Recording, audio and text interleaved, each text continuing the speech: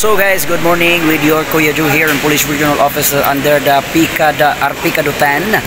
At ngayon po ay mayroong isinagawang opening ceremony sa National Police Clearance System kung NPCS Users Training 2023. At kasama natin ngayon ang Director for Investigation and Detective Management through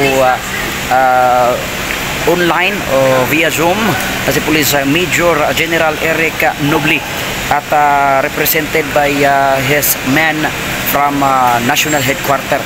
At kasama rin natin ang ating Deputy Director for Operation na si Police Colonel Daniel Dubi Tumanda sa isinagawang opening ceremony. At ito po ay tuloy-tuloy ang training na ito para po ma-enhance ang mga capabilities ng ating PNP kung saan sila po ang natahasan at nabigyan ng opportunity to serve the public through National Police Clearance System, mga kapatid, mga kaibigan. So at interviewin natin ngayon ang mga officers na mula sa Kamkrami at ang ating Deputy Director for Operation na si Police Colonel Tumanda kung ano ba ang mga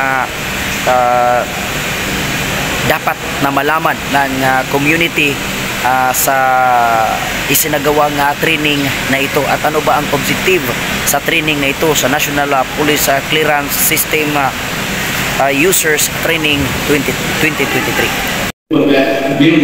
We can build a stronger, more inclusive nation that values the safety and security of every citizen. As you navigate the complexities of this system, keep in mind the lives you will impact, the difference you will make, and the legacy you will leave behind. Your dedication and commitment to excellence in serving your community through this system are truly commendable. Focus on the training, enjoy the learning process, always be relentless in your pursuit of fulfillment as you perform the duties and responsibilities as a PNP frontliner. Proudly a part of the NPCS family.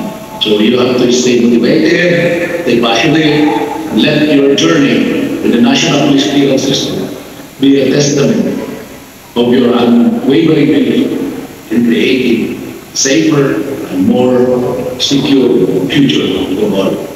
God bless us all and maraming salamat sa inyong lahat.